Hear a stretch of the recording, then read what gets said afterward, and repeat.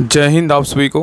तो चलिए शुरुआत करते हैं आज के इस क्लास में। रुटेरिया जो खाकी सीरीज के नाम से सर के द्वारा बिहार एसआई का टेस्ट सीरीज स्टार्ट किया गया है, इसी का जो है ना टेस्ट नंबर 5 कंप्लीट करेंगे। और इसके पहले देखिए 4 टेस्ट करवा चुके हैं। अगर पीछे का प्रैक्टिस सेट नहीं देखे हैं, चारों टेस्ट जाके ज़रूर देखिएगा, आपको जो है ना सारा प्लेलिस्ट में आपको क्लास मिल जाएगा। तो चलिए प्रैक्टिस सेट नंबर 5 स्टार्ट करते हैं। देखिए प्रैक्टिस सेट नंबर 5 का पहला क्वेश्चन करा है कि नवीनतम आंकड़ों के अनुसार भारत में सर्वाधिक कोयला भंडार जो है ना किस राज्य में, बताइए। क्वेश्चन कर रहा है कि नवीनतम आंकड़ों के अनुसार भारत में सर्वाधिक कोयला भंडार किस राज्य में है, बताइए क्या होगा। तो एक का सही उत्तर होगा ऑप्शन नंबर 1 उड़ीसा में है। किस राज्य में है, तो उड़ीसा में है। ठीक है, याद रखिएगा। चलिए आगे देखिए। नेक्स्ट क्वेश्चन है, कह रहा है कि डिजिटल प्रशिक्षण प्लेटफॉर्म एकलव्य का अनावरण किसने किया है, बताइए। करेंट अफेयर से क्वेश्चन है, कह रहा है डिजिटल प्रशिक्षण प्लेटफॉर्म एकलव्य का अनावरण किसने किया है, बताइए। तो 2 का सही उत्तर होगा ऑप्शन नंबर 1 भारतीय सेना किया है। कौन किया है, भारतीय सेना किया है। नेक्स्ट आइए कह रहा है कि भारत और अमेरिका के बीच होने वाले संयुक्त सैन्य अभ्यास युद्ध अभ्यास 2024 का आयोजन कहाँ किया गया, बताइए। क्वेश्चन कह रहा है कि भारत और अमेरिका के बीच होने वाले संयुक्त सैन्य अभ्यास युद्ध अभ्यास जो है ना 2024 का आयोजन कहाँ किया गया, बताइए। तो 3 का सही उत्तर होगा ऑप्शन नंबर सी राजस्थान में किया गया। कहाँ किया गया, राजस्थान में किया गया है। और याद रखिए युद्ध अभ्यास 2024 जो है ना किन 2 देश के बीच हुआ है, तो भारत और जो है अमेरिका के बीच हुआ है। चलिए आगे देखिए। नेक्स्ट कह रहा है कि जुलाई 2024 में नीति आयोग द्वारा नवीनतम सतत विकास लक्ष्य भारत सूचकांक 2023-24 जारी किया गया। इसमें भारत का समग्र स्कोर जो है ना कितना है, बताइए। क्वेश्चन कह रहा है कि जुलाई 2024 में नीति आयोग द्वारा नवीनतम सतत विकास लक्ष्य भारत सूचकांक 2023-24 जारी किया गया। जो लक्ष्य SDG है, लक्ष्य जो सूचकांक है ना, किसके द्वारा मतलब जारी किया गया है। इसमें भारत का जो समग्र विकास है, इसमें भारत का स्कोर जो कितना है, बताइए क्या होगा। तो 4 का सही उत्तर होगा ऑप्शन नंबर बी कितना 71वीं है। कितना 71वीं है। और याद रखिएगा ना कि नीति आयोग की चौथे सतत विकास लक्ष्य SDG भारत के सूचकांक 2023-24 के अनुसार भारत का समग्र SDG स्कोर कितना है, तो 71 है। और शीर्ष प्रदर्शनकर्ता राज्य में बोलेगा तो केरल 79 है, उत्तराखंड बोलेगा तो उत्तराखंड, केरल बोलेगा 79, उत्तराखंड भी बोलेगा तो 79, और बिहार का स्थान बोलेगा 57 अंकों के साथ बिहार जो सबसे निचले स्थान पर है। ठीक है, याद रखिएगा। चलिए आगे देखिए। नेक्स्ट कह रहा है कि हाल ही में किस राज्य द्वारा शिक्षित बेरोजगार युवाओं को आर्थिक सहायता प्रदान करने के लिए लाडला भाई योजना की शुरुआत की गई, बताइए। बहुत अच्छा क्वेश्चन है। कह रहा है कि हाल ही में किस राज्य द्वारा शिक्षित बेरोजगार युवाओं को आर्थिक सहायता प्रदान करने के लिए लाडला भाई योजना की शुरुआत किया गया, बताइए। किस राज्य के द्वारा शुरुआत किया गया है, बताइए। तो 5 का सही उत्तर होगा ऑप्शन नंबर 1 महाराष्ट्र के द्वारा जो है इसका शुरुआत किया गया। चलिए आगे देखिए। नेक्स्ट है, कह रहा है ग्लोबल फायर पावर इंडेक्स 2025 में भारत का स्थान कौन सा है, बताइए। ग्लोबल फायर पावर इंडेक्स 2025 में भारत का स्थान कौन सा है, बताइए। तो 6 का सही उत्तर होगा ऑप्शन नंबर बी चौथा है। कितना है, तो चौथा है। तो ग्लोबल फायर पावर इंडेक्स में भारत का स्थान कितना है, तो चौथा है। और इस रैंकिंग में बोलेगा शीर्ष स्थान किस देश का है, तो अमेरिका का है। ठीक है। और वर्ल्ड हैप्पीनेस रिपोर्ट में बोलेगा भारत का स्थान कितना है, तो 118वां है। और 19वीं द वेल्थ रिपोर्ट 2025 में भारत का स्थान कितना है, तो चौथा है। और ग्लोबल भ्रष्टाचार धारणा सूचकांक में भारत का स्थान कितना है, तो 96वां है। और हेनले पासपोर्ट इंडेक्स में भारत का स्थान कितना है, तो 85वां है। चलिए आगे देखिए। क्वेश्चन नंबर देखिए 7 कह रहा है कि मेजर ध्यानचंद खेल रत्न पुरस्कार 2024 से कितने खिलाड़ियों को सम्मानित किए जाने की घोषणा की गई, बताइए। बहुत अच्छा क्वेश्चन है। कह रहा है कि मेजर ध्यानचंद खेल रत्न पुरस्कार 2024 से कितने खिलाड़ियों को सम्मानित किए जाने की घोषणा की गई, बताइए क्या होगा। तो 7 का सही उत्तर होगा ऑप्शन नंबर सी 4 खिलाड़ियों को जो है ना मेजर ध्यानचंद खेल रत्न पुरस्कार से जो सम्मानित किया जाएगा। और 4 खिलाड़ी कौन कौन है, मनु भाकर, इनका संबंध किससे है, तो शूटिंग से है। हरमनप्रीत का संबंध किससे है, तो हॉकी से है। और प्रवीण कुमार का संबंध क्या है, पैरा एथलेटिक्स है। और डी गुकेश का संबंध किससे, शतरंज से। इन 4 खिलाड़ियों को जो है मेजर ध्यानचंद खेल रत्न पुरस्कार दिया जाएगा। और चारों खिलाड़ियों का जो है ना जो कौन सा खेल से संबंधित है इसके बारे में जो याद रखिएगा। तो मनु भाकर बोलेगा तो शूटिंग, हरमनप्रीत बोलेगा तो हॉकी, प्रवीण कुमार बोलेगा तो पैरा एथलीट है, और डी गुकेश बोलेगा शतरंज खिलाड़ी हैं। नेक्स्ट क्वेश्चन पे कह रहा है कि भारत का पहला स्वदेशी रूप से विकसित प्रदूषण नियंत्रण पोत का नाम क्या है, जिसे अगस्त 2024 में लॉन्च किया गया, बताइए। क्वेश्चन कह रहा है कि भारत का पहला स्वदेशी रूप से विकसित प्रदूषण नियंत्रण पोत का नाम क्या है, जिसे अगस्त 2024 में लॉन्च किया गया, बताइए। तो 8 का सही उत्तर होगा ऑप्शन नंबर क्या होगा, डी समुद्र प्रताप है। क्या है, तो समुद्र प्रताप है। नेक्स्ट क्वेश्चन पे कह रहा है कि 15 अप्रैल 2025 को 23वें विधि आयोग के अध्यक्ष किसे नियुक्त किया गया, बताइए। क्वेश्चन कह रहा है कि 15 अप्रैल 2025 को 23वें विधि आयोग के अध्यक्ष किसे नियुक्त किया गया, बताइए। तो 9 का सही उत्तर होगा option number B Dinesh Maheshwari को जो है ना नियुक्त किया गया है। चलिए आगे देखिए। आगे कह रहा है किस टाइगर रिजर्व करा किस टाइगर रिजर्व के पास दुनिया की पहली ब्लैक टाइगर सफारी की स्थापना की जाने की जो है ना योजना बनाई है, बताइए। क्वेश्चन करा है किस टाइगर रिजर्व के पास दुनिया की पहली ब्लैक टाइगर सफारी की स्थापना की जाने की योजना बनाई है, बताइए कौन किया है। तो 10 का सही उत्तर होगा option number C, Similipal tiger reserve. कहाँ है? तो उड़ीसा में है, याद रखिएगा। तो सिमलीपाल जो टाइगर रिजर्व है के पास दुनिया की पहली जो है ना ब्लैक टाइगर सफारी की स्थापना की योजना बनाई है। और सिमली टाइगर रिजर्व कहाँ है? तो उड़ीसा में है। जिम कॉर्बेट बोलेगा तो कहाँ है? उत्तराखंड में है। और बांदीपुर बोलेगा तो कर्नाटक में है। मानस बोलेगा तो कहाँ है? तो असम में है। और कान्हा बोलेगा तो कहाँ है? तो मध्य प्रदेश में है। ठीक है, ये सभी पॉइंट याद रखिएगा। चलिए आगे देखिए। नेक्स्ट है करा कि 18वीं भारत वन स्थिति रिपोर्ट 2023 के अनुसार भारत के कितने प्रतिशत क्षेत्र में जो है ना वन एवं क्या है? वृक्षावरण है, बताइए। क्वेश्चन कर रहा है कि 18वीं भारत वन स्थिति रिपोर्ट 2023 के अनुसार भारत के कितने प्रतिशत क्षेत्र में वन और क्या है? वृक्षावरण है, बताइए क्या होगा। तो 11 का सही उत्तर होगा ऑप्शन नंबर क्या हो जाएगा? तो बी हो जाएगा। 25 कितना है? तो 17% है। ठीक है, चलिए आगे देखिए। नेक्स्ट कर रहा है कि one nation one student ID card का नाम क्या है, बताइए। One nation one student ID card का नाम क्या है, बताइए क्या होगा। तो 12 का सही उत्तर होगा ऑप्शन नंबर 1, अपार है। क्या है? तो अपार है। तो केंद्रीय शिक्षा मंत्रालय ने राष्ट्रीय शिक्षा नीति नेशनल एजुकेशन पॉलिसी 2020 के अनुरूप one nation one student ID की अवधारणा पेश की है, जिसे जो है अपार ID कहा जाता है। ठीक है, चलिए आगे देखिए। नेक्स्ट कह रहा है कि एक आदेश के जरिए सभी राजनीतिक दलों के लिए संगठनिक चुनाव कराना, आयकर रिटर्न भरना अनिवार्य कर दिया गया। ऐसा आदेश किसके द्वारा जारी किया गया, बताइए। क्वेश्चन कर रहा है कि एक आदेश के जरिए सभी राजनीतिक दलों के लिए सांगठनिक चुनाव कराना और आयकर रिटर्न भरना अनिवार्य कर दिया गया है। ऐसा आदेश किसके द्वारा जारी किया गया, बताइए क्या होगा। तो 13 का सही उत्तर होगा ऑप्शन नंबर सी, भारत के चुनाव आयोग द्वारा जारी किया गया है। चलिए आगे देखिए। नेक्स्ट कह रहा है कि हाल ही में किसने खेलो इंडिया यूथ गेम्स के 7वें संस्करण का उद्घाटन किया, बताइए। क्वेश्चन कर रहा है कि हाल ही में किसने खेलो इंडिया यूथ गेम्स के 7वें संस्करण का उद्घाटन किया, बताइए कौन किया है। तो 14 का सही उत्तर होगा ऑप्शन नंबर क्या हो जाएगा? तो सी हो जाएगा। प्रधानमंत्री नरेंद्र मोदी किए हैं। कौन किए हैं? प्रधानमंत्री नरेंद्र मोदी किए हैं। तो याद रखिए कि प्रधानमंत्री नरेंद्र मोदी ने वीडियो कॉन्फ्रेंसिंग के जरिए खेलो इंडिया यूथ गेम्स के 7वें संस्करण का उद्घाटन पाटलिपुत्र में जो है ना भव्य शुभारंभ किया है। और खेलो इंडिया यूथ गेम्स के 7वें संस्करण पहली बार बिहार के 5 शहरों में कहाँ तो पटना, राजगीर, गया, भागलपुर और बेगूसराय में आयोजित किए गए थे। ठीक है, चलिए आगे देखिए। नेक्स्ट करा कि हाल ही में भारत ने किस नदी पर बने बगलिहार डैम से पाकिस्तान को जाने वाला पानी रोक दिया है, बताइए। क्वेश्चन कर रहा है कि हाल ही में भारत ने किस नदी पर बने बगलिहार डैम से पाकिस्तान को जाने वाला पानी रोक दिया है, बताइए क्या होगा। तो 15 का सही उत्तर होगा ऑप्शन नंबर सी, क्या होगा? चिनाब नदी होगा। क्या होगा? तो चिनाब नदी। तो याद रखिएगा कि भारत ने पहले ही सिंधु जल समझौते को निलंबित कर दिया है और अब अगला कदम उठाते हुए भारत ने चिनाब नदी पर बने बगलिहार बांध के माध्यम से पानी के प्रवाह को क्या कर दिया है? तो रोक दिया है। चलिए आगे देखिए। नेक्स्ट है कह रहा है कि पद्म पुरस्कार से सम्मानित स्वामी शिवानंद सरस्वती का हाल ही में निधन हो गया, वह कौन थे, बताइए। क्वेश्चन कह रहा है कि वह पद्म पुरस्कार से सम्मानित स्वामी शिवानंद सरस्वती का हाल ही में निधन हो गया, वह कौन थे, बताइए। तो 16 का सही उत्तर होगा ऑप्शन नंबर सी, योग गुरु थे। कौन थे? योग गुरु थे। नेक्स्ट कह रहा है कि लकुंडी स्मारक किस राज्य में स्थित है, जिसे यूनेस्को की विश्व धरोहर स्थलों की संभावित सूची में शामिल करने का जो है ना प्रस्ताव रखा गया है, बताइए। क्वेश्चन कर रहा है कि लकुंडी स्मारक किस राज्य में स्थित है, जिसे यूनेस्को की विश्व धरोहर स्थलों की संभावित सूची में शामिल करने का प्रस्ताव रखा गया, बताइए किस राज्य में है। तो 17 का सही उत्तर होगा ऑप्शन नंबर 1, कर्नाटक में है। कहाँ है? तो कर्नाटक में है। नेक्स्ट कर रहा है कि लोकसभा अध्यक्ष ओम बिरला ने 2025-26 के कार्यकाल के लिए किसे संसदीय प्राक्कलन समिति के अध्यक्ष नियुक्त किया गया, बताइए। क्वेश्चन कर रहा है कि लोकसभा अध्यक्ष ओम बिरला ने 2025-26 के कार्यकाल के लिए किसे संसदीय प्राक्कलन समिति का अध्यक्ष नियुक्त किया गया, बताइए। तो 18 का सही उत्तर होगा ऑप्शन नंबर 1, संजय जायसवाल को जो है ना नियुक्त किया गया है। चलिए आगे देखिए। नेक्स्ट है कह रहा है कि स्थानीय स्तर पर छोटे नगरों में प्रशासन चलाने वाली इकाई को क्या कहा जाता है, बताइए। क्वेश्चन कर रहा है कि स्थानीय स्तर पर छोटे नगरों में प्रशासन चलाने वाली इकाई को क्या कहा जाता है, बताइए। तो 19 का सही उत्तर होगा ऑप्शन नंबर क्या होगा? तो सी होगा, नगर परिषद। क्या कहते हैं? नगर परिषद कहते हैं। तो नगर परिषद जो है एक छोटा सा कस्बा या शहर का स्थानीय स्वशासन निकाय है और यह नगर पालिका या नगर निगम से छोटा होता है और इसमें शहरी क्षेत्रों के लिए प्रशासनिक और विकास कार्य के लिए क्या होता है? जिम्मेदारी होती है। तो याद रखिएगा कि स्थानीय स्तर पर छोटे नगरों में प्रशासन चलाने वाली इकाई को क्या कहते हैं? तो नगर परिषद कहते हैं।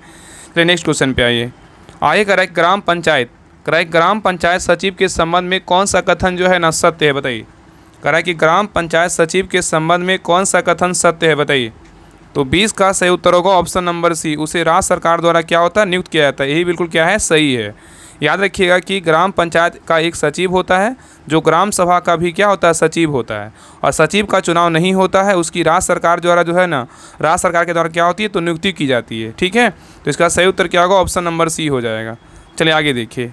नेक्स्ट है, निम्न कथनों पर विचार कीजिए, उपयुक्त में से कौन सा कथन जो है ना सत्य है बताइए। निम्न कथनों पर विचार कीजिए, इसमें कौन सा कथन जो है सत्य है बताइए। तो देखिए पहला कह रहा है कि संसद हमारे लोकतंत्र का आधार स्तंभ है, ये बिल्कुल क्या है, तो सही है। और नेक्स्ट कह रहा है कि संसद में हम अपने मनोनीत प्रतिनिधियों के माध्यम से प्रतिनिधित्व पाते हैं, ये क्या है, तो गलत है। इसमें सही उत्तर क्या होगा, ऑप्शन नंबर एक, केवल एक क्या है, तो बिल्कुल सही है। याद रखिएगा कि संसद हमारे लोकतंत्र का आधार स्तंभ है और हमें अपने निर्वाचित प्रतिनिधियों के माध्यम से उसे क्या है, उसमें जो है ना प्रतिनिधित्व पाते हैं। ठीक है, याद रखिएगा। और याद रखिएगा संसद का गठन बोलेगा तो कौन सा अनुच्छेद में, तो 79 में है। और राज्यसभा का संरचना बोलेगा तो किस में है, तो 80 में है। और लोकसभा की संरचना बोलेगा तो किस में, 81 में है। ठीक है, चलिए आगे देखिए। नेक्स्ट कह रहा है कि इंदिरा साहनी एवं अन्न बनाम भारत संघ का प्रसिद्ध मामला किसके लिए प्रसिद्ध है बताइए। क्वेश्चन कर रहा है इंदिरा साहनी एवं अन्न बनाम भारत संघ का प्रसिद्ध मामला किसके लिए प्रसिद्ध है बताइए, क्या होगा।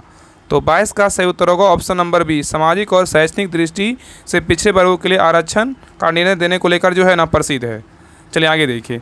नेक्स्ट कह रहा है कि न्यायालय के द्वारा परमादेश का रीट किसके विरुद्ध जारी किया जाता है बताइए। क्वेश्चन कह रहा है कि न्यायालय के द्वारा परमादेश का रीट किसके द्वारा जारी किया जाता है बताइए। तो 23 का सही उत्तर होगा ऑप्शन नंबर बी, सार्वजनिक प्राधिकारी के विरुद्ध जो है ना जारी किया जाता है। ठीक है, और परमादेश किसे कहते हैं, याद रखिए यह आदेश तब जारी किया जाता है जब न्यायालय को लगता है कि कोई सार्वजनिक पदाधिकारी अपने कानूनी और संवैधानिक दायित्वों का पालन नहीं कर रहा है और इससे किसी व्यक्ति का मौलिक अधिकार क्या प्रभावित हो रहा है, इसी को जो है ना परमादेश कहते हैं। चलिए आगे देखिए। नेक्स्ट कह रहा है किसी व्यक्ति को उसके प्राण और दैहिक स्वतंत्रता के संबंध में संरक्षण भारत के संविधान के किस अनुच्छेद में जो है ना वर्णित है बताइए। क्वेश्चन कर रहा है किसी व्यक्ति को उनके प्राण और दैहिक स्वतंत्रता के संबंध में संरक्षण भारत के संविधान के किस अनुच्छेद में वर्णित है बताइए। तो 24 का सही उत्तर होगा ऑप्शन नंबर बी, अनुच्छेद 21 में। किसमें, अनुच्छेद 21 में। ठीक है, तो प्राण और दैहिक स्वतंत्रता का संरक्षण बोलेगा किसमें, अनुच्छेद 21 में है। और वाक एवं अभिव्यक्ति की स्वतंत्रता का संरक्षण बोलेगा तो अनुच्छेद किसमें, तो 19 में है। अपराधों के लिए दोष सिद्धि के संबंध में संरक्षण बोलेगा तो किस अनुच्छेद में, तो अनुच्छेद 20 में है। और कुछ दशाओं में गिरफ्तारी और निरोध से संरक्षण बोलेगा तो किस अनुच्छेद में, अनुच्छेद जो है ना 22 में है। ठीक है, चलिए आगे देखिए। नेक्स्ट कह रहा है कि विधानसभा के सदस्य हैं कहाँ से चुने जाते हैं बताइए। विधानसभा के सदस्य डैश हैं बताइए, क्या होगा। तो 25 का सही उत्तर होगा ऑप्शन नंबर एक, जनता के द्वारा जो है ना चुने जाते हैं। तो विधानसभा के जो सदस्य होते हैं जनता के द्वारा क्या होते हैं, चुने जाते हैं, जिसको ना MLA बोलते हैं। चलिए आगे देखिए। नेक्स्ट कह रहा है कि निम्नलिखित कथनों पर विचार कीजिए, इसमें बोल रहा है कि कौन सा कथन जो है ना सही है। देखिए कथन पहला देखिए दिया हुआ है, कह रहा है केवल लोकसभा में ही धन विधेयक प्रस्तुत किया जा सकता है, बिल्कुल क्या है, तो सही है। केवल लोकसभा में धन विधेयक प्रस्तुत किया जा सकता है, बिल्कुल क्या है, तो सही है। और मंत्रिपरिषद केवल लोकसभा के प्रति उत्तरदायी है, राज्यसभा के प्रति नहीं, ये भी क्या है, बिल्कुल सही है। तो 1 और 2 क्या है, बिल्कुल सही है। तो सही उत्तर क्या होगा, तो ऑप्शन नंबर जो है ना सी हो जाएगा, 1 और 2 क्या है, तो सही है। चलिए आगे देखिए। नेक्स्ट कह रहा है कि स्वतंत्र भारत के प्रथम विदेश मंत्री कौन थे बताइए। स्वतंत्र भारत के प्रथम विदेश मंत्री कौन थे बताइए। तो 27 का सही उत्तर होगा option number B, Jawaharlal Nehru थे। कौन थे, जवाहरलाल नेहरू थे। चलिए आगे देखिए। नहीं देखिए हमें मिलान करना है, कौन सा देखिए सूची 1 में क्या है, तो राजनीतिक पार्टी है। और यहाँ पे सूची 2 में क्या है, संस्थापक। किस राजनीतिक पार्टी के संस्थापक कौन थे, इसके बारे में जो है ना बताना है। तो देखिए पहला है भारतीय संघ। भारतीय संघ के जो संस्थापक थे कौन थे बताइए। भारतीय संघ के संस्थापक कौन थे, श्यामा प्रसाद मुखर्जी थे। कौन थे, श्यामा प्रसाद मुखर्जी थे। और नेक्स्ट है रिपब्लिकन पार्टी ऑफ इंडिया के संस्थापक कौन थे, तो रिपब्लिकन पार्टी ऑफ इंडिया के संस्थापक कौन थे, तो इसके संस्थापक थे डॉक्टर भीमराव अंबेडकर थे। नेक्स्ट है स्वतंत्र पार्टी के संस्थापक कौन थे, तो KM मुंशी थे। कौन थे, KM मुंशी थे। इसका सही उत्तर क्या होगा, तो ऑप्शन नंबर बी हो जाएगा, 2, 3, 1। ठीक है, चलिए आगे देखिए।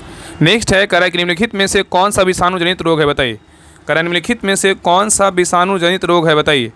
तो 29 का सही उत्तर होगा ऑप्शन नंबर सी, पोलियो क्या है, तो विषाणु जनित रोग है। ठीक है, तो याद रखिए कि पोलियो एक संक्रामक तथा क्या है, विषाणु जनित रोग है। और यह वायरस तंत्रिका तंत्र को नुकसान पहुंचाता है, जिसमें मांसपेशियों की गति और क्या का नियंत्रण में समस्या आ जाती है। ठीक है, चलिए आगे देखिए। नेक्स्ट कह रहा है कि प्राकृतिक चयन की अवधारणा नेचुरल सिलेक्शन जो है ना किसने प्रस्तुत किया था बताइए। क्वेश्चन कह रहा है कि प्राकृतिक चयन की अवधारणा नेचुरल सिलेक्शन किसने प्रस्तुत किया था बताइए, क्या होगा। तो 30 का सही उत्तर होगा ऑप्शन नंबर बी, डार्विन ने किया था। कौन किया था, डार्विन ने किया था। नेक्स्ट ये कह रहा है कि मानव शरीर में कह रहा है कि मानव शरीर में निषेचन फर्टिलाइजेशन की प्रक्रिया जो है ना कहाँ होती है बताइए। मानव शरीर में निषेचन की प्रक्रिया कहाँ होती है बताइए। तो 31 का सही उत्तर होगा ऑप्शन नंबर बी, डिम्ब वाहिनी नलिका में होता है। किस में होता है? डिम्ब वाहिनी नलिका में होता है। नेक्स्ट कह रहा है कि लैंगरहैंस दीपिकाएँ, लैंगरहैंस दीपिकाओं में पाए जाने वाली बीटा कोशिकाओं निम्नलिखित में से किस हार्मोन का स्राव करती है बताइए। क्वेश्चन कर रहा है कि लैंगरहैंस दीपिकाओं में पाए जाने वाली बीटा कोशिकाओं निम्नलिखित में से किस हार्मोन का स्राव करती है बताइए। तो 32 का सही उत्तर होगा ऑप्शन नंबर बी, इंसुलिन का करता है। किसका करता है? इंसुलिन का करता है। चलिए आगे देखिए। नेक्स्ट है कह रहा है कि पत्तियों का हरा रंग किस वर्णक मतलब पिगमेंट के कारण दिखाई देता है बताइए। क्वेश्चन कर रहा है कि पत्तियों का हरा रंग किस वर्णक या पिगमेंट कारण दिखाई देता है बताइए। तो 33 का सही उत्तर क्या होगा? ऑप्शन नंबर ए, क्लोरोफिल कारण क्या होता है? हरा दिखाई देता है। नेक्स्ट ये कह रहा है कि जब पादप कोशिकाओं से पानी बाहर निकल जाए तथा कोशिका की कोशिका झिल्ली सिकुड़कर कोशिका भित्ति से अलग हो जाती है तब क्या होता है बताइए। क्वेश्चन कर रहा है कि जब पादप कोशिका से पानी बाहर निकल जाए तथा कोशिका की कोशिका झिल्ली सिकुड़कर कोशिका भित्ति से अलग हो जाती है तब क्या होता है बताइए। तो 34 का सही उत्तर क्या होगा? तो ऑप्शन नंबर जो है ना सी, जीव द्रव संकुचन होगा। क्या होगा? जीव द्रव कुचन होगा। ठीक है, तो याद रखिए जीव द्रव कुचन जो है ना, इसमें क्या होता है? पादप कोशिकाओं में होने वाले एक घटना है जब एक पादप कोशिका को एक अति परासारी घोल में रखा जाता है तो कोशिकाओं में से जो है ना पानी बाहर निकल जाता है। ठीक है, पानी क्या होता है? बाहर निकल जाता है। चलिए आगे देखिए। नेक्स्ट कह रहे हैं देखिए यहाँ पे मिलान करना है। सूची 1 दिया और सूची 2 दिया हुआ, इसमें मिलान करना है। बताइए क्लोरोफाइसी किस में होता है बताइए। क्लोरोफाइसी किस में होता है बताइए। तो क्लोरोफाइसी किस में होता है? तो शैवाल में होता है। किस में होता है? हरे शैवाल में होता है। किस में होता है? हरे शैवाल में होता है। और रोडोफाइसी किस में होता है? तो रोडोफाइसी होता है लाल शैवाल में। किस में होता है? लाल शैवाल में होता है। और फियोफाइसी किस में होता है? तो फियोफाइसी होता है भूरे शैवाल में होता है। किस में होता है? भूरे शैवाल में होता है। और ब्रायोफाइट किस में होता है? तो लीवर वट में होता है। किस में होता है? Liver what may. तो याद रखिएगा कि शैवालों के डिवीजन के आधार पर जो है क्लोरोफाइसी के सदस्यों को क्या बोलते हैं? हरे शैवाल कहते हैं।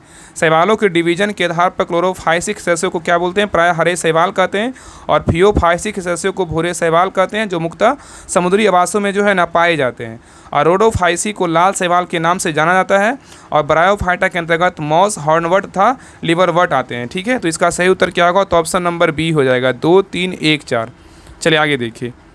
नेक्स्ट कह रहा है कि किसी तरंग के दो उत्तरोत्तर श्रृंग अथवा दो उत्तरोत्तर गर्त के बीच की दूरी को क्या कहते हैं बताइए। कह रहा है किसी तरंग के दो उत्तरोत्तर श्रृंग अथवा दो उत्तरोत्तर गर्त के बीच की दूरी को क्या कहते हैं बताइए। तो 36 का सही उत्तर होगा ऑप्शन नंबर बी होगा, तरंगदैर्घ्य कहते हैं। क्या कहते हैं? तरंगदैर्घ्य कहते हैं। चलिए आगे देखिए। नेक्स्ट है कह रहा है कि जिस विलयन में कोई पदार्थ का एक सीमा के बाद और अधिक ना घोला जा सके ऐसा विलयन निम्नलिखित में से क्या कहलाता है बताइए। क्वेश्चन कर रहा है कि जिस विलयन मतलब सॉल्यूशन में कोई पदार्थ एक सीमा के बाद और अधिक ना घोला जा सके ऐसा विलयन निम्नलिखित में से क्या कहलाता है बताइए। तो 37 का सही उत्तर होगा ऑप्शन नंबर 1, संतृप्त विलयन कहलाता है। क्या कहलाता है? संतृप्त विलयन कहलाता है। नेक्स्ट कह रहा है कि दो परमाणुओं को समस्थानिक कहा जाता है यदि क्या होता है बताइए। दो परमाणुओं को समस्थानिक मतलब आइसोटोप कहा जाता है यदि क्या होता है बताइए। तो 38 का सही उत्तर होगा ऑप्शन नंबर 1, उनकी परमाणु संख्या समान परंतु द्रव्यमान संख्या भिन्न हो उसे क्या बोलेंगे? समस्थानिक बोलेंगे। तो याद रखिए उनकी मतलब दो परमाणु को जो समस्थानिक किसे कहेंगे तो उनकी जो है ना परमाणु संख्या जिसका भी परमाणु संख्या समान रहेगा द्रव्यमान संख्या भिन्न रहेगा उसे क्या बोलेंगे? आइसोटोप मतलब समस्थानिक कहा जाता है।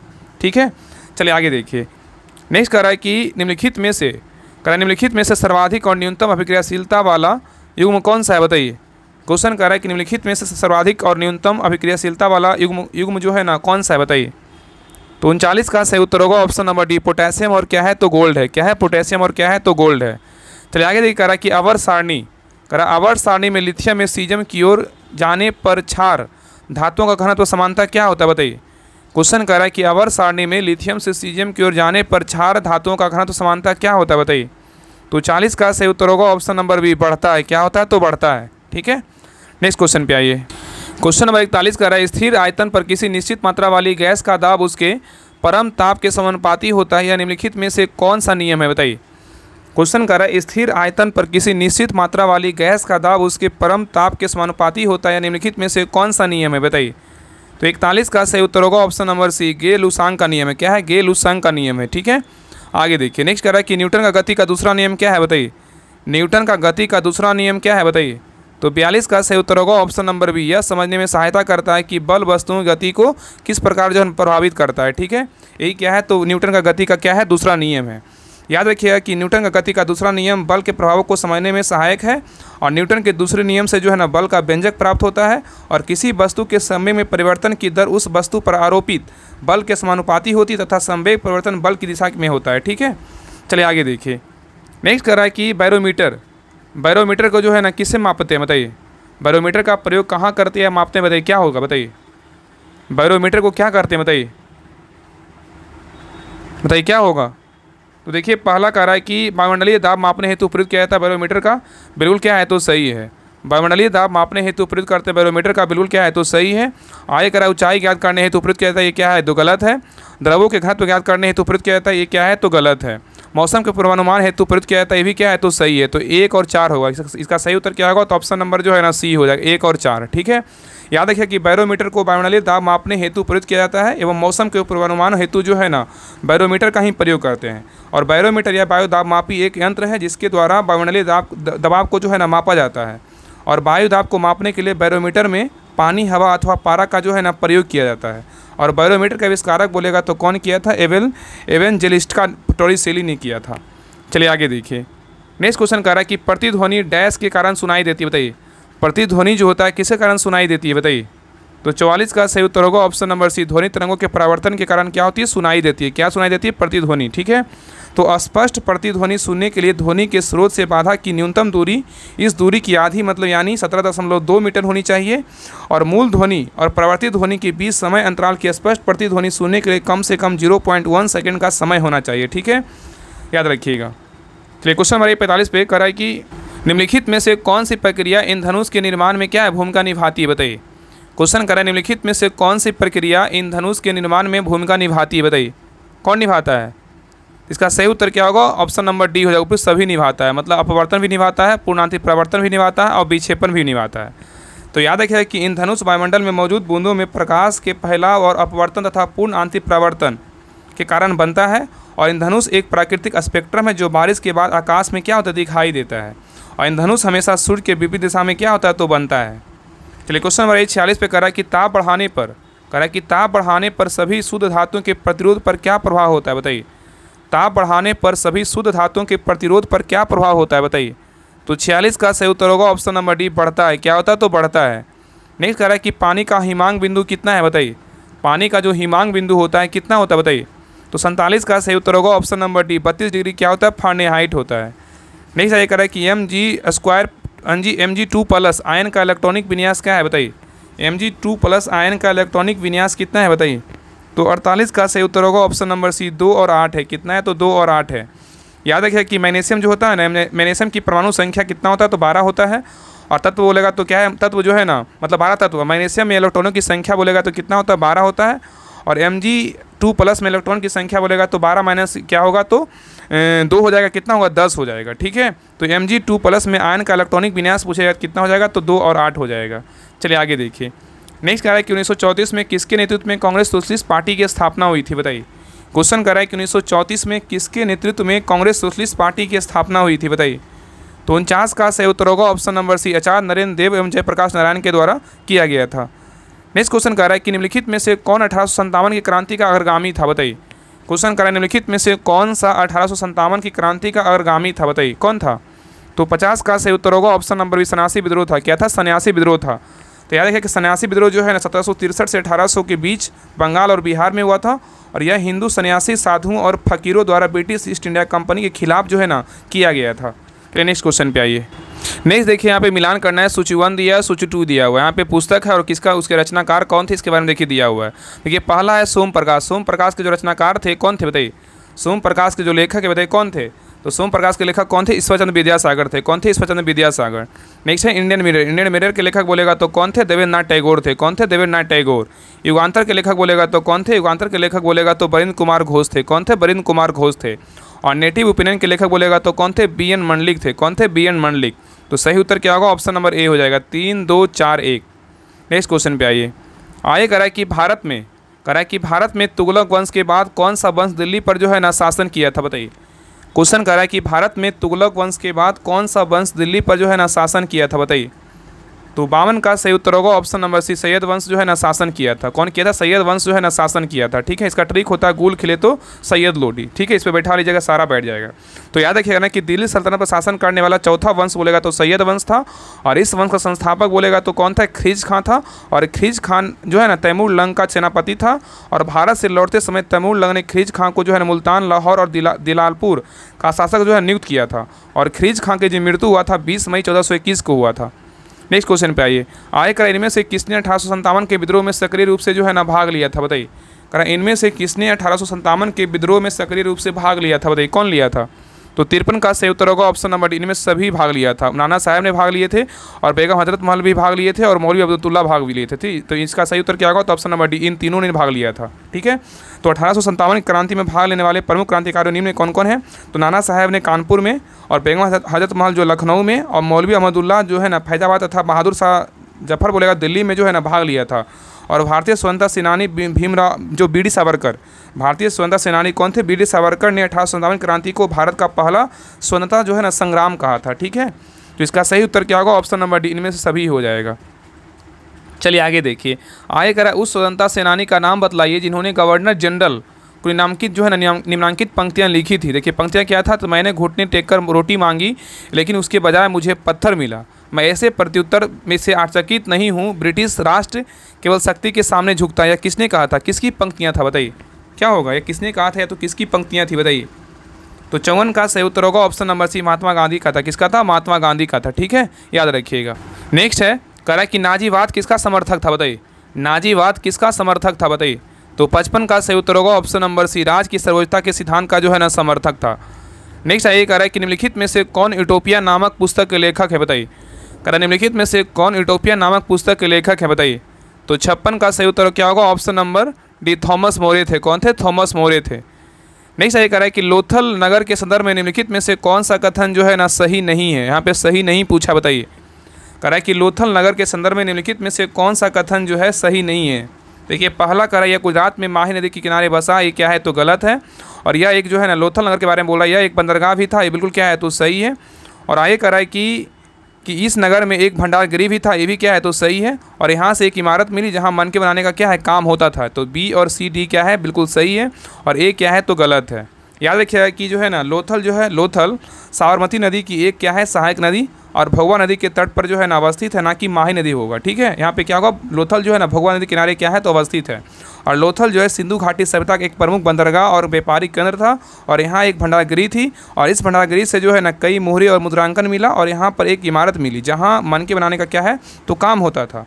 और लोथल के निचले शहर में मन के बनाने के लिए जो है ना कार्यशालाएँ पाई गई थी। ठीक है, चलिए आगे देखिए। नेक्स्ट क्वेश्चन कर रहा है कि अशोक ने भिन्न भिन्न स्थानों पर जाकर लोगों को शिक्षा देने के लिए अधिकारियों की नियुक्ति की। इन अधिकारियों को निम्नलिखित में से किस नाम से जाना जाता था? बताइए। क्वेश्चन कर रहा है कि अशोक ने भिन्न भिन्न स्थानों पर जाकर लोगों को शिक्षा देने के लिए अधिकारियों को नियुक्ति की। इन अधिकारियों को निम्नलिखित में से किस नाम से जाना जाता था? बताइए क्या होगा? तो 58 का सही उत्तर होगा ऑप्शन नंबर सी, धम्म महामात्र के नाम से जो है ना जानते थे। ठीक है, चलिए आगे देखिए। नेक्स्ट कह रहा है कि गंधार कला शैली एक समन्वय है, किसका? बताइए। गंधार कला शैली एक समन्वय है, किसका? बताइए। तो 59 का सही उत्तर होगा ऑप्शन नंबर डी, भारतीय तथा क्या है? यूनानी कला का है। चलिए आगे कह रहा है कि हर्ष के संदर्भ में निम्नलिखित में से कौन सा कथन जो है ना असत्य है? बताइए। हर्ष के संबंध में निम्नलिखित में से कौन सा कथन असत्य है? बताइए। तो देखिए पहला कह रहा है कि हर्ष के दरबारी कवि बाणभट्ट ने हर्ष की जीवनी लिखी, बिल्कुल क्या है? तो सही है। और नेक्स्ट कह रहा है कि फायान हर्ष के शासनकाल में भारत आया था, ये क्या है? तो गलत है। यही क्या है? तो गलत है। आगे कह रहा है कि हर्ष अपनी राजधानी थनेश्वर से हटाकर कन्नौज ले गया था, बिल्कुल क्या है? सही है। और हर्षवर्धन बौद्ध धर्म के महायान मत से प्रभावित था, ये भी बिल्कुल क्या है? तो सही है। तो गलत उत्तर क्या होगा? ऑप्शन नंबर बी क्या है? तो गलत है। याद रखिए कि हर्ष के शासनकाल में एक बौद्ध चीनी यात्री ह्वेनसोंग भारत आया था। ठीक है, और ह्वेनसोंग ने अपनी भारत यात्रा विवरण एक ग्रंथ लिखा जिसे क्या है? सियुकी कहा जाता है। और हर्ष ने अपनी राजधानी थनेश्वर से स्थानांतरित कर कन्नौज में स्थापित किया था। ठीक है, चलिए आगे देखिए। क्वेश्चन नंबर देखिए 61 कह रहा है कि चेर शासकों ने अपनी अभिलेखों में किस भाषा का जो है ना प्रयोग किया था? बताइए। चेर शासकों ने अपने अभिलेखों में से किस भाषा का प्रयोग किया था? बताइए। तो 61 का सही उत्तर होगा ऑप्शन नंबर बी, मलयालम भाषा का जो है ना प्रयोग किया था। नेक्स्ट कह रहा है कि महात्मा बुद्ध के संदर्भ में निम्नलिखित कथनों पर विचार कीजिए। कह रहा है उपयुक्त में कथनों में से कौन सा जो है ना सत्य है? बताइए। कह रहा है कि महात्मा बुद्ध के संदर्भ में निम्नलिखित कथनों पर विचार कीजिए, इसमें कौन सा कथन जो है ना सत्य है? बताइए क्या होगा? तो देखिए पहला कह रहा है कि इन्होंने अपना पहला उपदेश सारनाथ में दिया था, बिल्कुल क्या है? तो सही है। और नेक्स्ट करा उनके उपदेश आत्मा और परमात्मा के विषय में होते थे, ये क्या है तो गलत है। और नेक्स्ट करा उन्होंने दुख को निवृत्ति के लिए अष्टांगिक मार्ग को जरूरी बताया था, ये भी क्या है तो सही है। तो सही उत्तर क्या होगा ऑप्शन नंबर सी, 1 और 3 क्या है बिल्कुल सही है। तो याद रखिए कि गौतम बुद्ध ने अपने ज्ञान का प्रथम प्रवचन वाराणसी के सारनाथ नामक स्थान पर दिया और बौद्ध धर्म में इसे धर्मचक्र प्रवर्तन कहा गया। और महात्मा बुद्ध का उपदेश मुख्य रूप से दुख की समस्या तथा क्या है उसे मुक्ति के मार्ग पर आधारित था, ठीक है, याद रखिएगा। और बुद्ध के अष्टांगिक मार्ग की शिक्षा दी थी, बुद्ध ने जो है अष्टांगिक मार्ग की शिक्षा दी थी, जिसे सम्यक दृष्टि, सम्यक संकल्प, सम्यक वाणी, सम्यक कर्म, सम्यक आजीव, सम्यक व्यायाम, सम्यक स्मृति और सम्यक समाधि जो है ना शामिल है। चलिए आगे देखिए। नेक्स्ट कह रहा है कि जनगणना, कह रहा है कि जनगणना 2011 के अनुसार भारत के निम्नलिखित में से किस केंद्रशासित प्रदेश का लिंगानुपात सर्वाधिक है, बताइए। जनगणना 2011 के अनुसार भारत के निम्नलिखित में से किस केंद्रशासित प्रदेश का लिंगानुपात सर्वाधिक है, बताइए किसका है। तो 63 का सही उत्तर होगा ऑप्शन नंबर 1 पुडुचेरी का है। किसका है तो पुडुचेरी का है, ठीक है। तो जनगणना 2011 के अनुसार केंद्रशासित प्रदेशों में लिंगानुपात का आंकड़ा जो है ना इस प्रकार है, कोई कैसे याद रखिएगा। अगर अंडमान निकोबार द्वीप समूह का बोलेगा तो कितना है 876 है, दादरा नगर हवेली का बोलेगा 774 है, दमन और दीप का बोलेगा कितना है 618 है, और लक्षद्वीप का बोलेगा 946 है, दिल्ली का बोलेगा तो 868 है, पुडुचेरी का बोलेगा 1037 है, और चंडीगढ़ का बोलेगा कितना है तो 818 है, ठीक है। तो इस प्रकार जो है ना सारा डेटा लिंगानुपात मतलब स्त्री और पुरुष का दिया हुआ है, ठीक है। चलिए आगे देखिए। नेक्स्ट कह रहा है कि मतलब लिंगानुपात मतलब होता है ना दोनों, मतलब स्त्री और पुरुष दोनों होता है, ठीक है। इसमें सिर्फ लिंगानुपात पूछा था। आगे देखिए क्वेश्चन नंबर 64 कह रहा है कि नर्मदा एवं ताप्ती नदियों के मुहाने पर कौन सा द्वीप है, बताइए। नर्मदा एवं ताप्ती नदियों के मुहाने पर कौन सा द्वीप है, बताइए। तो इसका सही उत्तर क्या होगा ऑप्शन नंबर डी, 1 से अधिक है। क्या है तो 1 से अधिक है, ठीक है। तो यहाँ पे क्या हो जाएगा ना वेलिंगटन द्वीप, अलियावेट द्वीप और क्या है खादियावेट द्वीप है। और याद रखें कि भारत के जो प्रमुख द्वीप है ना कौन कौन है तो अलियावेट तथा इसी को जाने खालियावेट द्वीप बोलते हैं। अलियावेट द्वीप को ही क्या बोलते हैं खादियावेट द्वीप बोलते हैं। और वेलिंगटन द्वीप है, पम्बन द्वीप और क्या है तो व्हीलर द्वीप है। व्हीलर द्वीप कहाँ है तो उड़ीसा में है, ठीक है। चलिए आगे देखिए। नेक्स्ट क्वेश्चन कह रहा है कि किस वायुदाब, कह रहा है कि किस वायुदाब पेटी को अस्वच्छांश कहा जाता है, बताइए। यहाँ पर जो है ना पॉइंट और याद रखिएगा। देखिए यहाँ पे बोल रहा है नर्मदा एवं ताप्ती नदियों के मुहाने पर कौन सा द्वीप है, तो याद रखिएगा आलियावेट द्वीप है और क्या है तो खादियावेट द्वीप है, ठीक है। तो नर्मदा तथा ताप्ती नदियों के मुहाने पर अवस्थित द्वीप कौन सा है आलियावेट और क्या है खादियावेट द्वीप है। और दोनों एक ही नाम है, मतलब दोनों को अलग अलग नाम से जो है ना पुकारते हैं, लेकिन दोनों क्या है एक ही है। और वेलिंगटन द्वीप बोलेगा तो कहाँ है तो कोची शहर का जो है ना भाग है। और माजुली द्वीप जो है को असम सरकार द्वारा देश का पहला द्वीपीय जो है ना जिला बनाया गया। और पम्बन द्वीप जो है ना भारत के तमिलनाडु राज्य के रामनाथपुरम जिले में है। और यह द्वीप जो है ना भारत और श्रीलंका के क्या है बीच स्थित है, ठीक है। चलिए आगे एक क्वेश्चन का आंसर बताइए क्या होगा। कह रहा है किस वायुदाब पेटी को अस्वच्छांश कहा जाता है, बताइए क्या होगा। तो 65 का सही उत्तर होगा ऑप्शन नंबर डी, 30 डिग्री से 35 डिग्री क्या होगा नॉर्थ साउथ होगा, ठीक है। तो याद रखिए कि भूमध्य रेखा से 30 से 35 डिग्री उत्तरी अक्षांश और दक्षिणी अक्षांशों के मध्य उच्च वायुदाब वाली पेटियाँ को अस्वच्छांश कहते हैं। नेक्स्ट कह रहा है कि असत कथनों पर विचार कीजिए। इसमें बोल रहा है कौन सा कथन जो है ना असत्य है, बताइए। बोल रहा है कौन सा कथन असत्य है, बताइए। तो इसका सही जो उत्तर होगा ऑप्शन नंबर डी हो जाएगा, सभी कथन क्या है तो असत्य है। याद रखिएगा कि सिंधु नदी तंत्र में मुख्य रूप से जो है ना सिंधु, झेलम, चिनाव, रावी, ब्यास और सतलुज नदी जो है ना शामिल है। और झेलम और रावी चिनाव नदी से मिलती है, झेलम और रावी जो है ना चिनाव नदी से मिलती है, और ब्यास नदी से सतलुज नदी मिलती है, और फिर सतलुज और चिनाव नदी मिलकर पंचनद नदी बनाती है। और संयुक्त धारा लगभग 44 मील तथा दक्षिण पश्चिम की ओर बहती है। और मिथनकोट में सिंधु नदी में क्या होती है मिल जाती है, ठीक है। तो इस सभी कथन क्या था गलत था। चलिए आगे देखिए। आगे करा कि डेकेंस वर्ग पर्वत किस महाद्वीप में है, बताइए। डेकेंस वर्ग पर्वत किस महाद्वीप में स्थित है, बताइए। तो 67 का सही उत्तर होगा ऑप्शन नंबर बी, अफ्रीका महाद्वीप में क्या है तो अवस्थित है, ठीक है। चलिए आगे देखिए। यहाँ पे देखिए मिलान करना है, सूची 1 दिया हुआ है, सूची 2 दिया हुआ है। कौन सा जो है ना नदी पे कौन सा मतलब सागर या बांध है इसके बारे में देखिए बताना है, बताइए। पहला क्या है तो नर्मदा पर जो है ना कौन सा बांध है, बताइए। नर्मदा नदी पर कौन सा बांध है, बताइए।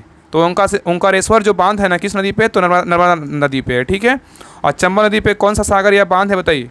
तो चंबल नदी पे जो है ना कौन सा बांध है तो याद रखिएगा कि राणा प्रताप सागर बोलेगा तो बांध है किस नदी पे है तो चंबल नदी पर है। और नेक्स्ट है कृष्णा नदी पे कौन सा बांध या सागर है, बताइए।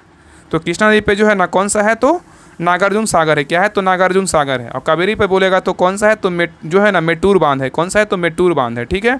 तो ओंकारेश्वर बांध किस नदी पे नर्मदा नदी पे है। राणा प्रताप सागर बांध बोलेगा तो किस नदी पे चंबल नदी पर है। और नागार्जुन सागर बांध बोलेगा तो कृष्णा नदी पे है। और मेट्टूर बांध बोलेगा तो कावेरी नदी पे है, ठीक है। तो सही उत्तर हो जाएगा ऑप्शन नंबर डी हो जाएगा, 4 2 1 3। नेक्स्ट है कह रहा है कि किलौआ ज्वालामुखी किस द्वीप पर स्थित है, बताइए। किलौआ ज्वालामुखी किस द्वीप पर स्थित है, बताइए। तो 69 का सही उत्तर होगा ऑप्शन नंबर सी, हवाई द्वीप पर अवस्थित है। क्या है? तो हवाई द्वीप पर जो है ना अवस्थित है। याद रखिए कि माउंट वेसुवियस बोलेगा तो कहाँ, इटली में है। माउंट फ्यूजी बोलेगा तो जापान में है। माउंट सेंट हेलेंस बोलेगा तो यूएसए में है। माउंट किलिमंजारो बोलेगा तंजानिया में है। मोना लोआ बोलेगा तो हवाई द्वीप पे है। किलौआ बोलेगा तो हवाई द्वीप पर है। और सेमेरू बोलेगा इंडोनेशिया में है। बिरुंगा बोलेगा तकांगो लोकतांत्रिक गणराज्य में है। ठीक है, ये सभी पॉइंट याद रखिएगा। आगे करें, निम्नलिखित में से कौन बंदरगाह तमिलनाडु तट पर जो है स्थित नहीं है? बताइए। यहाँ पे नहीं पूछा कि निम्नलिखित में से कौन सा बंदरगाह है जो तमिलनाडु तट पर जो है स्थित नहीं है। बताइए कौन नहीं है, बताइए। तो 70 का सही उत्तर होगा ऑप्शन नंबर डी, मछलीपट्टनम नहीं है, लेकिन नागपट्टनम, एन्नोर और तूतीकोरिन का है, तमिलनाडु तट पर जो है ना अवस्थित है। ठीक है, याद रखिएगा। वर्तमान में भारत के जो है 13 बड़े बंदरगाह और 200 से अधिक छोटे बंदरगाह हैं। और भारत का सबसे प्राकृतिक बंदरगाह बोलेगा तो कौन सा? सबसे बड़ा प्राकृतिक बंदरगाह बोलेगा तो कौन सा है? मुंबई है। और सबसे बड़ा कृत्रिम बंदरगाह बोलेगा तो चेन्नई का है। और सबसे गहरा बंदरगाह बोलेगा तो विशाखापट्टनम है। और सागरमाला परियोजना बोलेगा तो बंदरगाह जो है मतलब सागरमाला परियोजना बोलेगा तो किससे संबंधित है? बंदरगाह से जो है ना संबंधित है। ये भी क्वेश्चन जो है ना एग्जाम में पूछता है। चलिए आगे देखिए। नेक्स्ट कह रहा है, निम्नलिखित में से जनजाति और राज्य की कौन सी जोड़ी सही सुमेलित नहीं है? यहाँ पे देखिए, यहाँ पे गलत पूछा है कि कौन सी जनजाति और राज्य की कौन सी जोड़ी जो है ना सही सुमेलित नहीं है। बताइए कौन सा जो है ना गलत है, बताइए। तो 71 का सही उत्तर होगा ऑप्शन नंबर डी, वासी जो है ना केरल का, ये क्या है? तो गलत है। वासी कहाँ का? केरल का है। क्या है? गलत है। वासी जो है ना कहाँ का है? तो लक्षद्वीप का है। कहाँ का है? लक्षद्वीप का, याद रखिए, लक्षद्वीप का है। ठीक है। और भील गुजरात का बिल्कुल सही है। गद्दी हिमाचल प्रदेश का बिल्कुल सही है। टोडा तमिलनाडु का बिल्कुल क्या है? तो सही है। तो गलत पूछा था, गलत क्या हो जाएगा? ऑप्शन नंबर डी हो जाएगा। चलिए आगे देखिए। नेक्स्ट कह रहा है कि विश्व में कॉफ़ी का सर्वाधिक, कह रहा है कि विश्व में कॉफ़ी का सर्वाधिक उत्पादन कहाँ होता है? बताइए।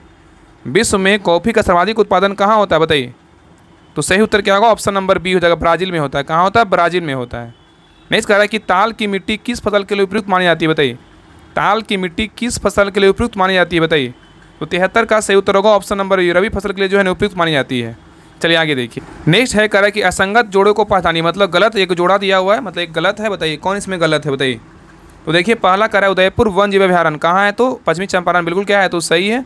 नेक्स्ट है बरेला वन जीव अभयारण्य कहाँ है? तो वैशाली, बिल्कुल क्या है? तो सही है। वाल्मीकि वन जीव अभयारण्य कहाँ है? तो पूर्वी चंपारण, ये क्या है? तो गलत है। वाल्मीकि वन जीव अभयारण्य कहाँ है? तो पश्चिमी चंपारण में ही है। भीम बांध वन जीव अभयारण्य बोलेगा तो कहाँ है? मुंगेर में, तो बिल्कुल क्या है? सही है। तो गलत उत्तर क्या होगा? ऑप्शन नंबर सी क्या है? तो गलत है। चलिए आगे देखिए। नेक्स्ट कह रहा है कि उत्तर पश्चिमी, कह रहा है उत्तर पश्चिम भारत में सर्दियों के दिनों में होने वाली वर्षा का संबंध किस मानसून विक्षोभ से है? बताइए। उत्तर पश्चिम भारत में सर्दियों के दिनों में होने वाली वर्षा का संबंध किस मानसून विक्षोभ से है? बताइए। तो 75 का सही उत्तर होगा ऑप्शन नंबर सी, पश्चिमी विक्षोभ से। किससे? तो पश्चिमी विक्षोभ से है। नेक्स्ट ये कह रहा है कि कौन सा वैश्विक सम्मेलन ग्रीन हाउस और गैस उत्सर्जनों में कमी के लिए आयोजित वैश्विक समझौते की दिशा में पहला कदम था? बताइए। क्वेश्चन कह रहा है कौन सा वैश्विक सम्मेलन ग्रीन हाउस गैस उत्सर्जनों में कमी के लिए आयोजित वैश्विक समझौते की दिशा में क्या था? पहला कदम था। बताइए क्या होगा? तो 76 का सही उत्तर होगा ऑप्शन नंबर सी, क्या था? रियो था। कौन था? रियो सम्मेलन था, जो कब हुआ था? 1992 में हुआ था। तो ओजोन परत को नष्ट करने वाले गैसों के उत्सर्जन को रोकने हेतु 1985 में वियना सम्मेलन का आयोजन हुआ था। और मॉन्ट्रियल प्रोटोकॉल बोलेगा तो 1983 में ओजोन परत के संरक्षण के लिए संबंधित था। और रियो सम्मेलन जो था 1992 से, जिसे पृथ्वी सम्मेलन भी कहा जाता है, ग्रीन हाउस गैसों के उत्सर्जन में जो कमी से जो है संबंधित था। ठीक है, चलिए आगे देखिए। नेक्स्ट कह रहा है कि यदि श्रम पूंजी सस्ता है तो अधिक श्रम प्रधान विधियों का प्रयोग होगा। यदि श्रम की अपेक्षा पूंजी सस्ती है तो उत्पादन में अधिक पूंजी प्रधान विधियों का प्रयोग होगा। ऊपर दिया गया वितरण किस प्रकार की अर्थव्यवस्था को निरूपित करता है? बताइए क्या होगा? क्वेश्चन कह रहा है यदि श्रम पूंजी से सस्ता है तो अधिक श्रम प्रधान विधियों का प्रयोग होगा, और यदि श्रम की अपेक्षा पूंजी सस्ती हो तो उत्पादन में अधिक पूंजी प्रधान विधियों का प्रयोग होगा। ऊपर दिया गया जो वितरण है ना, किस प्रकार की अर्थव्यवस्था को निरूपित करता है? बताइए। तो 77 का सही उत्तर क्या होगा? ऑप्शन नंबर सी, पूंजीवादी अर्थव्यवस्था का जो है ना निरूपित करता है। ठीक है, चलिए आगे देखिए। नेक्स्ट कह रहा है कि भारत में निम्नलिखित में से किस पंचवर्षीय योजना में अर्थव्यवस्था के समाजवादी स्वरूप जो है ना अपनाया गया? बताइए। कह रहा है कि भारत में निम्नलिखित में से किस पंचवर्षीय योजना में अर्थव्यवस्था के समाजवादी स्वरूप को अपनाया गया? बताइए। तो 78 का सही उत्तर होगा ऑप्शन नंबर एक, दूसरी पंचवर्षीय योजना में जो है ना अपनाया गया। चलिए आगे देखिए। नेक्स्ट कह रहा है कि भारत को 1991 में एक आर्थिक संकट का सामना करना पड़ा। निम्नलिखित में से कौन सा उस संकट का प्रमुख कारण रहा? बताइए। क्वेश्चन कर रहा है कि भारत को 1991 में एक आर्थिक संकट का सामना करना पड़ा। निम्नलिखित में से कौन सा उस संकट का प्रमुख जो है ना कारण रहा? बताइए। तो 79 का सही उत्तर होगा ऑप्शन नंबर बी, बाहरी ऋण का उच्च स्तर। क्या होगा? बाहरी ऋण का उच्च स्तर। चलिए आगे देखिए। आगे कह रहा है कि बाजार का नियम किस अर्थशास्त्री ने दिया था? बताइए। बाजार का नियम किस अर्थशास्त्री ने दिया था? बताइए। तो 80 का सही उत्तर होगा option number D, J V से ने दिया था। कौन दिया था? जे वी से ने दिया था। तो याद रखिए कि जेवी से के बाजार के नियम के अनुसार पूर्ति अपनी मांग का स्वनिर्माण करती है, और बाजार का नियम जो है ना जेवी से ने दिया था और जे.एम. किन्स ने रोजगार का सिद्धांत दिया। जे.एम. किन्स ने किसका सिद्धांत दिया था? तो रोजगार का सिद्धांत दिया था। ठीक है, चलिए आगे देखिए। नेक्स्ट कह रहा है कि डेयरी आर्थिक गतिविधियों के किस क्षेत्र में आती है, बताइए। डेयरी आर्थिक गतिविधियों के किस क्षेत्र में आती है, बताइए। तो 81 का सही उत्तर होगा ऑप्शन नंबर बी, प्राथमिक क्षेत्र में आता है। किस में आता है? प्राथमिक क्षेत्र में आता है। आगे कह रहा है रेपो रेट क्या है, बताइए। रेपो रेट जो है क्या है, बताइए। रेपो रेट जो है क्या है, बताइए। तो 82 का सही उत्तर होगा ऑप्शन नंबर सी, यह वह दर है जिस पर आरबीआई धन की कमी की स्थिति में वाणिज्यिक बैंकों को अल्पकालीन ऋण देता है। ठीक है, तो रेपो रेट क्या है? तो वह दर है, रेपो रेट वह दर है जिस पर आरबीआई धन की कमी की स्थिति में वाणिज्यिक बैंकों को अल्पकालीन जो है ना ऋण देता है। ठीक है, चलिए आगे देखिए। नेक्स्ट कह रहा है कि निम्नलिखित में से किस दिन संयुक्त राष्ट्र शांति सैनिकों का अंतर्राष्ट्रीय दिवस मनाया जाता है, बताइए। क्वेश्चन कर रहा है निम्नलिखित में से किस दिन संयुक्त राष्ट्र शांति सैनिकों का अंतर्राष्ट्रीय दिवस मनाया जाता है, बताइए। कब मनाया जाता है? तो 83 का सही उत्तर होगा ऑप्शन नंबर बी, 29 मई को मनाते हैं। कब मनाते हैं? 29 मई को मनाते हैं। तो याद है कि संयुक्त राष्ट्र महासभा ने 29 मई को संयुक्त राष्ट्र शांति सैनिकों के अंतर्राष्ट्रीय दिवस के रूप में मनाने के लिए दिसंबर 2002 में जो है एक प्रस्तावित पारित किया था। और इसका अगर थीम बोलेगा, विषय बोलेगा क्या है, तो भविष्य के लिए उपयुक्त साथ मिलकर जो है ना बेहद निर्माण करना। ठीक है, बेहतर निर्माण करना। चलिए आगे देखिए। नहीं देखिए, यहाँ पे मिलान करना है। यहाँ पे देखिए ग्रुप ए में क्या है, तो संगठन का नाम है और उसका मुख्यालय कहाँ है, इसके बारे में देखिए बताना है। बताइए अंतर्राष्ट्रीय न्यायालय का मुख्यालय कहाँ है, बताइए। अंतर्राष्ट्रीय न्यायालय का मुख्यालय कहाँ है? तो कहाँ है? द हेग में। कहाँ है? हेग में है। खाद्य और कृषि संगठन का मुख्यालय कहाँ है? तो खाद्य और कृषि संगठन का मुख्यालय बोलेगा तो कहाँ है? तो रोम में है। कहाँ है? रोम में है। यूनिसेफ का मुख्यालय बोलेगा तो कहाँ है? न्यूयॉर्क में। कहाँ है? न्यूयॉर्क में है। और विश्व व्यापार संगठन का मुख्यालय कहाँ है? तो जेनेवा में। तो सही उत्तर क्या होगा? तो ऑप्शन नंबर ए हो जाएगा। ठीक है, चलिए आगे देखिए। नेक्स्ट कह रहा है कि नए संसद भवन के प्रमुख वास्तुकार कौन है, बताइए। नए संसद भवन के प्रमुख वास्तुकार कौन है, बताइए। तो 85 का सही उत्तर होगा option number B, Bimal Patel है। कौन है? बिमल पटेल है। नेक्स्ट कह रहा है गैबोन देश की राजधानी निम्न में से कौन सा है, बताइए। गैबोन देश की राजधानी निम्न में से कौन सा है, बताइए। तो 86 का सही उत्तर होगा ऑप्शन नंबर क्या हो जाएगा? तो बी, लेब्रेविले हैं। कौन है? लेब्रेविले हैं। तो गैबोन का बोलेगा तो लेब्रेविले है। कोरोमोस का बोलेगा तो मोरोनी है। गाम्बिया का बोलेगा तो बंजूल है। कांगो का बोलेगा तो ब्राजीविले है। और कांगो लोकतांत्रिक गणराज्य का बोलेगा राजधानी कहाँ है, तो किंशासा है। और ब्राजीविले जो है ना किसकी राजधानी है, तो कांगो का है। ठीक है, और लेब्रेविले बोलेगा तो गैबोन का है। चलिए आगे देखिए। आगे कह रहा है कि भारतीय प्राणी सर्वेक्षण की स्थापना निम्न में से किस वर्ष की गई थी, बताइए। भारतीय प्राणी सर्वेक्षण की स्थापना निम्न में से किस वर्ष की गई थी, बताइए। तो 87 का सही उत्तर क्या होगा? ऑप्शन नंबर सी, 1916 में किया गया था। कब किया गया था? 1916 में किया गया था। तो भारतीय प्राणी सर्वेक्षण की स्थापना 1 जुलाई 1916 को हुई थी और इसका उद्देश्य प्राणी शास्त्र के क्षेत्र में सर्वेक्षण, अन्वेषण और अनुसंधान को बढ़ावा देना है। और इसका मुख्यालय बोलेगा तो कहाँ है, तो कोलकाता में स्थित है। चलिए आगे देखिए। नेक्स्ट है कर अनुसूचित जाति एवं अनुसूचित जनजाति अत्याचार निवारण अधिनियम जो है ना कब बनाया गया था, बताइए। कर अनुसूचित जाति एवं अनुसूचित जनजाति अत्याचार निवारण अधिनियम कब बनाया गया था, बताइए। तो 88 का सही उत्तर होगा ऑप्शन नंबर सी, 1989 ईस्वी में जो है ना बनाया गया था। आगे कह रहा है कि किस देश की संसद, कह रहा है किस देश की संसद मतलब विधायिका को नेसेट के नाम से जाना जाता है, बताइए।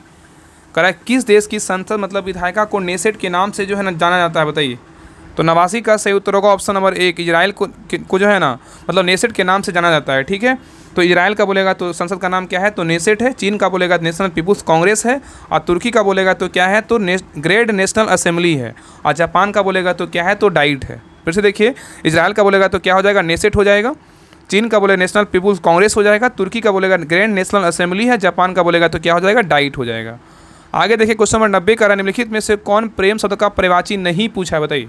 निम्नलिखित में से कौन प्रेम शब्द का पर्यायवाची नहीं है, बताइए। तो 90 का सही उत्तर होगा ऑप्शन नंबर डी, घृणा नहीं है, लेकिन प्रणय, अनुराग और प्रीति क्या है, तो प्रेम का जो है ना शब्द का क्या है, पर्यायवाची है। ठीक है, तो घृणा प्रेम शब्द का विपरीतार्थक नहीं है। प्रेम शब्द का पर्यायवाची बोलेगा तो क्या क्या है, तो जो है ना प्रीति, प्रेम का बोलेगा तो क्या है पर्यायवाची, प्रीति, अनुराग, प्रणय, स्नेह, अनुरुक्त है। ठीक है, अनुरुक्ति। चलिए आगे देखिए। नेक्स्ट रहेगा जो कम बोलता है उसके लिए उपयुक्त शब्द क्या है, बताइए। जो कम बोलता है उसके लिए उपयुक्त शब्द क्या है, बताइए, क्या होगा। कम बोलता है उसके लिए उपयुक्त शब्द क्या है, बताइए। तो 91 का सही उत्तर होगा ऑप्शन नंबर 1, मितभाषी है। क्या है, तो मितभाषी है। नेक्स्ट कह रहा है कि भर पेट किस समास का उदाहरण है, बताइए। भर पेट किस समास का उदाहरण है, बताइए। तो 92 का सही उत्तर होगा ऑप्शन नंबर 1, अव्ययीभाव समास का जो है ना उदाहरण है। आगे देखिए इंग्लिश का क्वेश्चन 93 का है change active voice to passive voice. It is time to ring the well, बताइए। It is time to ring the well का क्या होगा, बताइए। तो 93 का सही उत्तर होगा option number D, it is time for the bell to being rung, क्या होगा, it is time for the bell to be, क्या होगा, रंग होगा। ठीक है, चलिए आगे देखिए। नेक्स्ट कर रहा है fill in the blanks with suitable option. Catherine said that she खालिस्तान इन लव बिफोर, बताइए क्या होगा। तो 94 का सही उत्तर होगा ऑप्शन नंबर 1 हो जाएगा, हैड नेवर बीन, क्या होगा। तो यहाँ पे Catherine said that she had never been in love before होगा। आगे देखिए 95 से क्या है, तो मैथ रीडिंग का क्वेश्चन, इसको बना लीजिएगा, इसका आंसर हम बता दे रहे हैं। 95 का जो सही उत्तर होगा ऑप्शन नंबर सी हो जाएगा। आगे देखिए 96 का जो सही उत्तर होगा ऑप्शन नंबर क्या हो जाएगा, तो डी हो जाएगा। और आप लोग के लिए जो है ना मैथ के लिए कुछ स्पेशल करने वाले हैं, तो आप लोग को जरूर बताएंगे टेलीग्राम चैनल के माध्यम से। और बाकी आपको क्लास में भी आपको बता देंगे कि आपके लिए जो है ना मैथ का स्पेशल के लिए जो अभी देखिए दरोगा का जो एग्जाम हुआ है 18 पोस्ट का, उनके लिए भी जो मेंस का तैयारी करेंगे, तो मेंस के लिए ज़रूरी है मैथ रीडिंग, तो इसके लिए भी कुछ बेहद करने वाले हैं। तो सभी लोग जुड़े रहिएगा, आप लोग को जो है जल्दी बता दिया जाएगा। आप लोग मैथ का क्वेश्चन बना लीजिएगा, रीडिंग का भी क्वेश्चन बना लीजिएगा। जो नहीं बनेगा वो ग्रुप में जो है ना मैथ का एक ग्रुप है, एक उसमें डाल दीजिएगा, आपको जो है वहाँ पे सोल्यूशन आपको मिल जाएगा। तो आगे देखिए 96 का क्या हो जाएगा, ऑप्शन नंबर डी हो जाए, 96 का ऑप्शन नंबर जो है ना डी हो जाएगा। आगे देखिए 97 का सही उत्तर क्या होगा, तो ऑप्शन नंबर डी हुआ 97 का। आगे देखिए 98 का सही उत्तर क्या होगा, तो 98 का सही उत्तर होगा ऑप्शन नंबर क्या हो जाएगा, तो 1 मिनट, 97 का क्या है, 97 का डी है, बिल्कुल सही है। आगे देखिए 98 क्या हो जाएगा, ऑप्शन नंबर सी हो जाएगा। आगे देखिए 99 का जो सही उत्तर होगा ऑप्शन नंबर क्या हो जाएगा, तो ए हो जाएगा। आगे देखिए 100 का जो सही उत्तर होगा ऑप्शन नंबर क्या हो जाएगा, तो 100 का ए हो जाएगा, क्या होगा, तो स्वयं होगा। रीजनिंग का क्वेश्चन था। बाकी आप लोग क्लास कैसा लगा आप लोग कमेंट सेक्शन में जरूर बताइएगा। ये प्रैक्टिस सेट नंबर 5 था, एक क्लास कंप्लीट हो गया। अगले क्लास में प्रैक्टिस सेट नंबर 6 कंप्लीट करेंगे। और इसके पीछे जो भी क्लास आप लोग नहीं देखें, पीछे क्लास जरूर देख लीजिएगा। आपके लिए जो है ना ये सीरीज जो है ना बेहद जो है ना आपको दरोगा एग्जाम के लिए जो है ना रामबाण साबित होगा। तो एक भी सीरीज नहीं छोड़ना है, जो भी क्लास इस चैनल पे आता है सभी क्लास को बारीकी से देखिएगा। और क्लास अच्छा लगा होगा तो सभी लोग क्लास को लाइक कीजिएगा, शेयर कीजिएगा। और जितने लोग नए लोग क्लास को देख रहे हैं सभी लोग सब्सक्राइब कर लीजिएगा। और टेलीग्राम चैनल सभी लोग ज्वाइन जरूर कर लीजिएगा। डिस्क्रिप्शन में लिंक दिया हो राहुल स्टडी ग्रुप के नाम से, तो लिंक पर क्लिक करके सभी लोग को टेलीग्राम चैनल ज्वाइन कर लेना है। वहाँ पे जो है ना सारा कुछ टेस्ट, सारा जो है मतलब इन करेंट अफेयर्स जो भी होता है, सारा PDF वगैरह सारा कुछ इन्फॉर्मेशन वहाँ पे दिया जाता है। सभी लोग को वहाँ पे जो है ना ज्वाइन कर लेना है, ठीक है। बाकी सभी लोग क्लास को शेयर कीजिएगा, लाइक कीजिएगा। और जितने ग्रुप में है ना आपके ग्रुप में जो भी लोग तैयारी करते हैं दरोगा का, आपको उनको जो है ना लिंक जरूर शेयर कीजिएगा, ठीक है। तो क्लास आप लोग का कितना नंबर है इस क्लास में, आप लोग कमेंट सेक्शन में कमेंट करके जरूर बताइएगा, ठीक है। तो मिलते हैं नेक्स्ट क्लास में, तब तक के लिए जय हिंद, जय भारत।